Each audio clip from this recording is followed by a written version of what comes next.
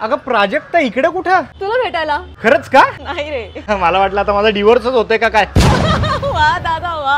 हे दादावर येऊन थांबेल असं मला वाटलं नव्हतं. इकडे कुठे मंदिरात का? हा म्हणजे मंदिरात जायचंच आहे, पण म्हटलं आधी देवींचं दर्शन घेऊया. देवी तर मंदिरातच असते ना. इथं बोळात माझ्या प्राथमिक शाळेच्या बाई राहतात, त्यांच्यात मला सरस्वती दिसते. मग शेजारीच एक मेस आहे, तिकडच्या काकू ना स्ट्रगलर्सना फ्री ऑफ कॉस्ट जेवण देतात, अन्नपूर्णेचे रूप आहेत.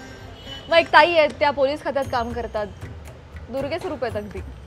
म्हटलं आधी या देवींना भेटून घेऊया, मग जाऊया मंदिरात.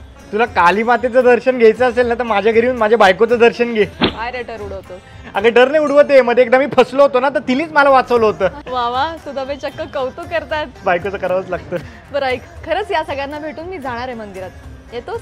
आता एवढ्या देवींचं दर्शन घेतल्यावर परत मंदिरात कशाला? अरे मंदिरामध्ये काय स्ट्रॉंग पॉझिटिव्ह व्हायब्रेशन्स असतात. तेच तर पॉवर हाऊस आहे, एनर्जी हाऊस आहे सगळ्या देवींचं. ती तिथे खंबीरपणे उभी आहे म्हणून तर या सगळ्या देवी खंबीरपणे लढतायत. देवीचं दर्शन कसं घ्यायचं हे आज खऱ्या अर्थाने तू शिकवलंस. चल मी पण येतो.